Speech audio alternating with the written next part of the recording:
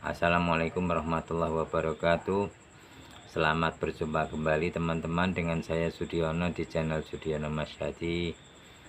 Semoga pertemuan kali ini pun kita terus saja diberikan oleh Allah kesehatan, keberkahan, kedamaian, ketentraman, ketenangan, kebahagiaan lahir dan batin, keberuntungan dunia akhirat.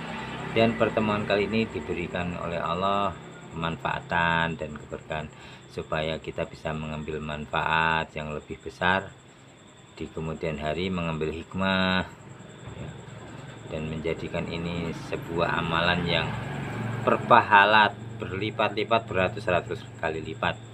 Artinya apa? Pahala itu adalah kemanfaatan. Jadi dari amalan kita bersilaturahmi ini menjadikan banyak amalan-amalan yang lain, karena didasari dengan rasa chemistry yang sama sebagai saudara seiman. Oke teman-teman, dan sebagai sesama insan yang sama-sama mencintai kedamaian dan ketentraman. Oke teman-teman, kali ini saya ingin membahas masalah telepon teman saya. Pernah mendengar itu Kapit Bahar, Kang Bahar Smith itu bilang, mana kitab sejamannya, mana kitab sejaman. Kan itu kan yang tanya kita sebetulnya, cuman kan dibalik gitu. Kitab sejaman yang kita tanyakan itu kitab sejaman yang mendukung tesis, yang mendukung pernyataan Ali Asyakron bahwa Ubaidillah itu bahwa Ubaidillah itu anak Isa al-Muhajir gitu.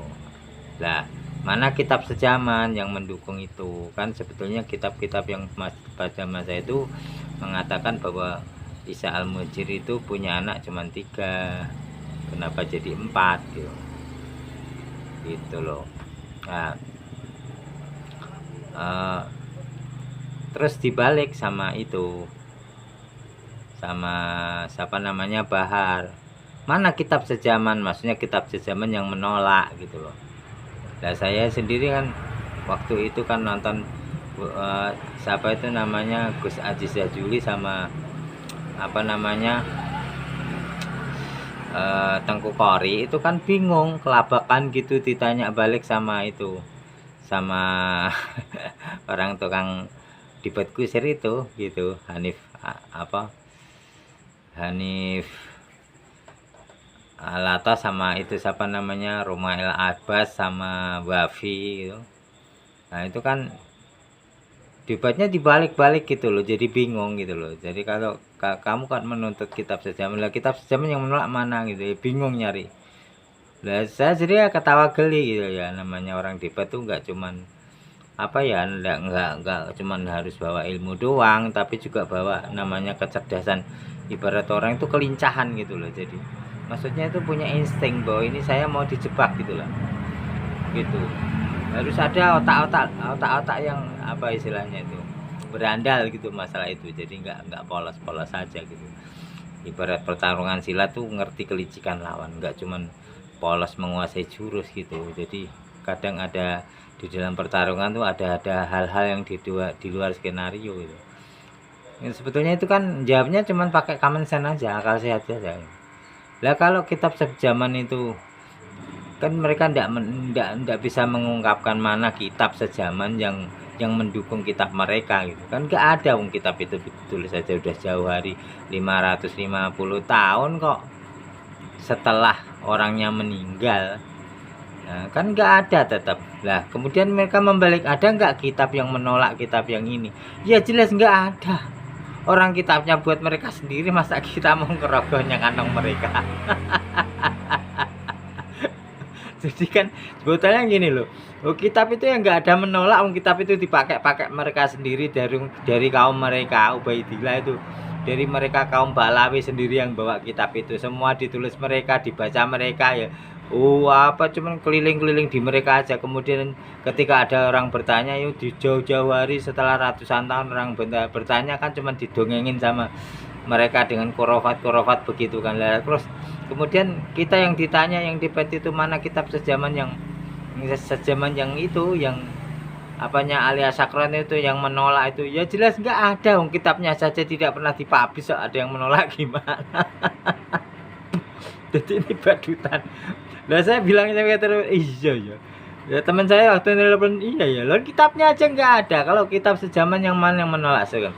Kalau yang dimaksud kitab itu ditulis kalau mereka apa istilahnya mereka itu menganggap catatannya itu sudah ada sejak dulu, sejak zaman Isa al-Muhajir, kemudian tidak ada yang menolak, ya jelas nggak ada yang menolak gitu loh.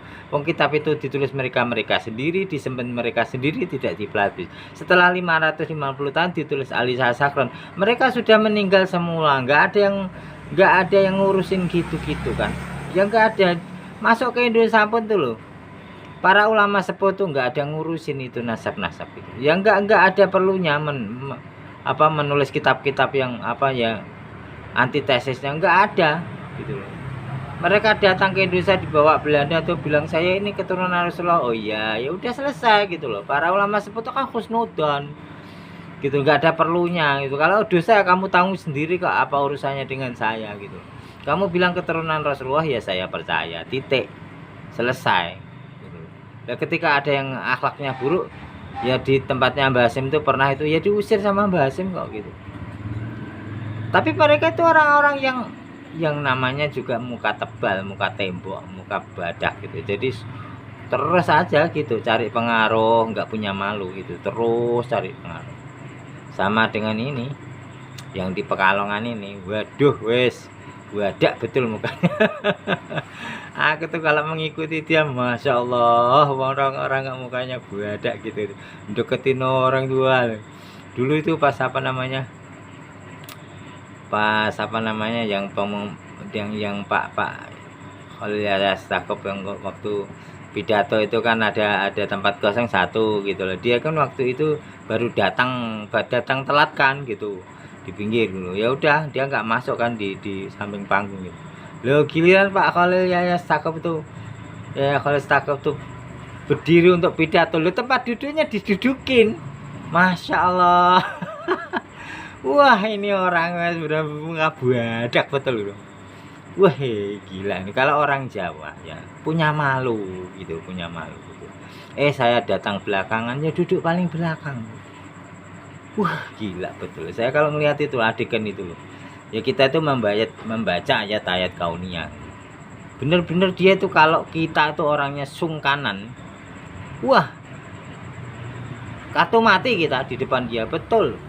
Karena dia tuh kalau orang Jawa bilang ngesuk gitu, terus ngesuk gitu. Ibarat orang ngantri itu nggak mau ngantri antrian, nggak depan ngosok, mencari pengaruh wah membujuk orang mendekati gitu, pokoknya cari muka segala macam gitu. Wah muka badak betul. Kalau saya lihat wah nggak punya malu aslinya itu. Cuman kita itu mau negur gimana orang tua gitu. Kalau orang Jawa jangankan itu ya, sebagian orang masih menganggapnya itu Habib keturunan Rasulullah gitu loh. Jadi kita sungkan sama sesama teman yang masih mempercayai gitu ya. Jadi sebetulnya kan sudah ini orang tua, aduh ya gitu. Nah, kembali ke tadi kitab sejaman tadi ya, bagaimana bisa loh ada kitab sejaman yang menolak, mana kita mikirin nggak gitu loh. Ketika dia nulis buat dia sendiri ya urusan dia gitu loh.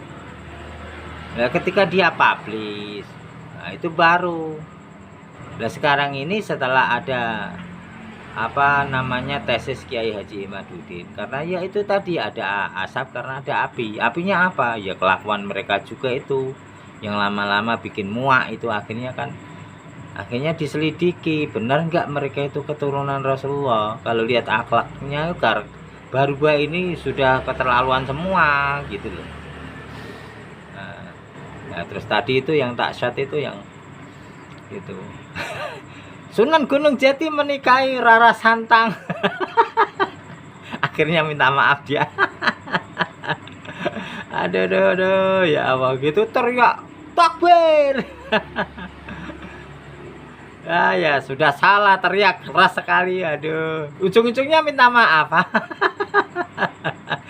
Geli juga lihatnya, masya Allah. Mereka itu orang-orang muka badak betul, muka badak, wes nggak tahu malu gitu mereka itu. Hmm. Ya, kalau mikirnya tuh bingung menghadapi orang-orang kayak gitu. Ya, ya banyaklah kita punya pengalaman ya. Ya bingung kita sebagai orang. Saya tuh pernah gitu. Ini beda konteks tapi bisa kita analogikan gitu. Ada seorang cewek yang waktu itu seneng saya gitu. Dia tuh datang terus dia apa? Saya tuh sangat terganggu sekali gitu loh. Datang terus. Jadi dia tahu aja kalau saya kalau pulang kuliah tahu itu dia udah datang, udah nunggu, udah walah gitu. Ampun dah. Cowok aja kalau gitu nyebelin apalagi cewek loh. Maksudnya kan ya kita itu budaya ketimuran kan ya gitu loh. Harusnya kan ya kayak gitu tuh nggak usah gitu gitu loh ya, nggak usah muka badak begitu, ya udahlah. Kan kita tahu orang itu ada respon enggak kan tahu gitu. Jadi dari pembicaraan itu keringan mata apa kan tahu lah. Kita harusnya tahu diri gitu loh. Bahwa kita itu enggak disambut atau enggak ada respon. Ya udah kita temenannya aja dan temenan itu berjarak kan, enggak terus ganggu orang. Datang tiap hari ngajak ngobrol ngalor ngidul apa timur barat yang enggak ujung pangkal gitu, yang enggak manfaat gitu, hanya sekedar dia pengen deket tapi dia enggak mikirin kitanya yang terganggu lah. Kitanya ini mau ngomong enggak enak yo nanti dia sakit hati ya kan, nanti kita salah lagi gitu lah. Jadi kita tuh bikin kalimat tuh dari yang awal yang halus yang apa itu enggak kayak enggak berasa gitu loh, karena memang bebal gitu loh, bebal gitu ya. Wah, jadi yang penting aku seneng dia gitu loh, ibaratnya gitu. Cowok juga ada yang gitu ya. Cuman sayangnya cewek itu kadang ada yang seneng dikituin ya, seneng dikejar-kejar gitu ya. Akhirnya mendapatkan cowok yang seperti itu. Salah sendiri gitu loh. Jadi karena uh, dia senengnya dikejar-kejar, ya seneng cowok yang ngejar-ngejar. Cowok yang ngejar-ngejar itu cowok yang seperti anak kecil yang punya mau dari kecil itu selalu keturutan ya. Jadi setiap dia punya mau orang tuanya selalu nurutin lah. Ketika dia besar dia pengen cewek ya harus diturutin gitu loh. Nggak peduli ceweknya tuh senang atau enggak, pokoknya terus ngejar terus gitu loh. Ceweknya itu ada respon enggak, itu enggak peduli, ngejar terus gitu, enggak punya malu gitu lah ya. Nah, tapi kasus ini lain ketika ya ceweknya ngejar. Cowok itu beda ya teman-teman sama cewek ya, itu kodratnya ya, mengenai cewek ada ranggulan ada apa ya.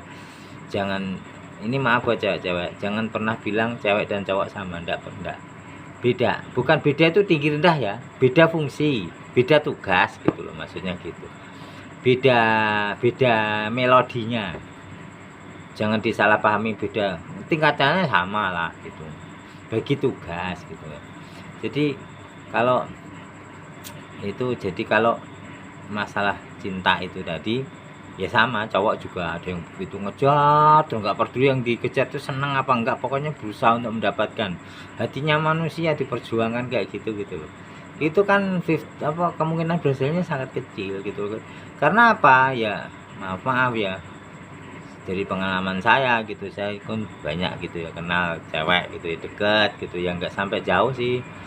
Itu kalau nggak ada respon, nggak ada chemistry ya nggak ada kan, percuma gitu, dia apa-apain juga percuma. Harus ada chemistry dulu paling tidak berapa persen baru ini dilanjut apa enggak gitu gitu. Nah dengan Habib enggak, Habib ini sama dengan orang tadi, wus pokoknya gitu.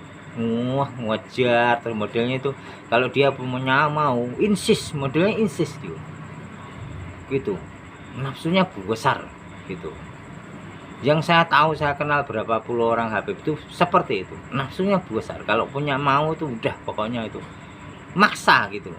Modelnya itu maksa, bukan maksa kamu harus, enggak, membujuk terus gitu, ayo membujuk terus gitu loh gitu. Jadi modelnya mereka itu seperti itu, besar nafsunya. Nah itu membuat kita tuh kadang jengah gitu. Jadi mau diomongin yang nggak enak juga nanti juga salah lagi kita kan gitu kan gitu. Jadi kembali ke tadi bahwa mereka itu ya Rumail, apa namanya, Wafi gitu, Hanif Alatas dan sebagainya, itu kan mereka itu orang-orang ahli debat kusir, bukan mencari kebenaran. Coba lihat aja kalau Wafi kemarin bilang apa, Wong kitab sejaman kok ditanyakan apa memang itu wajib. Lah Rasulullah aja tuh Alil Bait itu nggak ada kitab sejamannya loh. Asal loh ngomongnya itu asal gitu. Lu Sayyidina Umar aja udah nulis kok. Rasulullah itu dari gaya Abdul Hasim apa Bani Hasim Bani Abdul Muthalib tuh nulis gitu. Gitu loh. Punya anak Fatimah dan sebagainya, Hasan Husain nulis gitu loh. Sayyidina Umar aja nulis gitu. Kalau dibilang nggak ada kitab sejaman tuh gimana tuh? Pokoknya mereka itu ya gini loh, nggak jujur gitu. Siapa tahu dia ngomong begitu, yang sana juga nggak tahu gitu lah. Nah itulah maksudnya. Jadi gitu. Ya sama dengan waktu debat itu ya. Mati kutu kan itu dibuat mereka yang pro itu, yang pro mereka pro Habib loh ya. Nggak mampu kan jawab gini. Padahal memang pertanyaannya yang lucu, yang ditanya lugu. Pertanyaannya lucu, yang ditanya lugu. Pinter Gus Aziz Jazuli pinter lulusan Yaman kok. Lulusan pondok Tarim dia, lulusan pondok Tarim Al-Ghaf kalau nggak salah. Terus apa namanya Teguh Qori itu ya walaupun tidak pinter-pinter amat kan tahu kitab. Tapi kan mereka mungkin nggak biasa debat ala begitu. Mereka tuh kayak Gus Aziz Jazuli kan biasa kayak literatur baca menjelaskan nggak biasa untuk berdebat seperti itu ya ala pengacara gitu, nggak biasa. Kalau Habib waduh memang ala pengacara mereka, memang mereka tuh banyak jadi pengacara, banyak yang jadi nggak usah yang itu, nggak usah. Yang bilang Jumatan nggak perlu mijitin saya itu. Nggak perlu itu. Jadi pengacara banyak di tempat apa itu, banyak pengarah kondang itu banyak. Termasuk kemarin yang membela tim apa Pak Prabowo Gibran itu juga ada pengacaranya kan itu, Bahmid. Nah, dari klan Bahmid itu pengacara kondang satu keluarga itu di Jakarta punya kantor yang megah gitu ya mereka Bahmid itu. Oke. Jadi itu teman-teman, jadi jangan kita bingung sendiri oleh pernyataan mereka yang kadang-kadang itu hanya sebagai satu tipu muslihat, hanya sebagai siasat untuk mengaburkan kita, untuk membuat bingung kita. Jadi kemarin tuh ya kalau jamaahnya mau kipin ya namanya ya udah diomongin begitu ya telan aja koloten ya lah. Ya namanya jamaahnya udah kadung fanatik. Mana kitab sejaman ye yang menolak, mana ada ye ya gak ada yang menolak, kamu simpen sendiri kok menolak gimana? Alah yo. Jadi kita tuh kadang ya itu tadi, karena kita semua itu kebanyakan orang-orang yang lugu, polos, jujur, percaya aja gitu. Misalnya kita tarung kalau petinju ya kita nggak punya pikiran bahwa mereka itu akan punya siasat licik untuk meninju kita di di selangkangan atau di titik terlemah yang nggak boleh dipukul gitu ya, misalnya di sini gitu yang jelas selangkangan lah. Tujuannya membuat kita lemah gitu. Setelah kita lemah kita dipukulnya di kepala. Nah petinju itu ada yang begitu sengaja memang dia curang untuk membuat terus mukul kepala belakang biar pusing dulu gitu loh, nggak sampai KO tapi biar pusing itu nanti dipukul dari belakang juga dari depan juga bisa KO karena dia udah kena pusing duluan, kena pukul belakang ini kan gitu lagi. Nah kita sebagai petinju misalnya terlalu polos bahwa kita juga berpikir musuh kita seperti kita yang ketika berdebat itu sesuai jalur, tapi kan mereka nggak seperti kita, mereka liciknya luar biasa. Dan kita banyak yang polos dan lugu, sehingga ya itu tadi. Makanya kemarin waktu debat pertama itu sebetulnya kan lihat yang datang siapa loh, kok bukan Robito Alawi ya lah, terus Gus Imaduddin ya dilarang sama Gus Wiat sama Gus Fakih dan sebagainya, melarang jangan datang, kamu tuh terlalu tinggi buat mereka kalau datang gitu. Dan ya takutnya seperti itu, debatnya itu debat nggak karu-karuan ya, ternyata betul gitu loh, hanya untuk pengacara-pengacaraan pokrol karo orang Jawa bilang. Apokat, alpukat, alpukat. Jadi apokatan gitu. Jadi modelnya cuma untuk saling apa istilahnya, ya tahu kan perdebatannya pengacara bagaimana gitu kan. Nah, jadi makanya pengacara itu bila maju ke tak gentar membela yang bayar ya, karena ya seperti itu.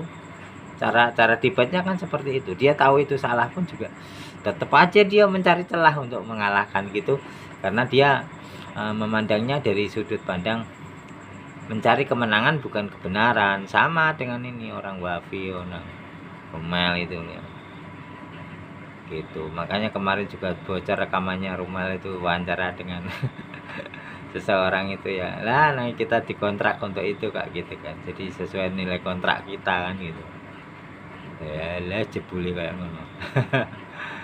Oke teman-teman, jadi intinya yang saya sampaikan ini waspadalah, waspadalah. Mereka bukan orang yang jujur gitu. Jadi kalau lihat perdebatan mereka atau lihat argumen-argumen mereka di bahwa itu kita harus terus terang curiga, karena memang dari pengalaman mereka itu ya seperti itu gitu loh. Penuh trik.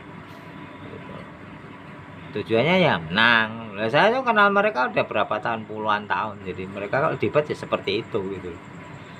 Ya di sehari-hari aja ya begitu kalau debat. Wow. Mocokin terus. Jadi nggak mau dengar omongan lawan itu seperti apa, dia mau nggak serius dia pengen dengar. Dia hanya mau omongan dia yang didengar. Itu kalau mereka berdebat. Jadi berdebatnya tidak jujur. Itu. Oke teman-teman, sampai di sini, sampai ketemu di vlog saya selanjutnya. Om Swastiastu, Namo Buddhaya, salam kebajikan, santi, rahayu, salam, sagung rahayu, sagung hidupati. Assalamualaikum warahmatullahi wabarakatuh.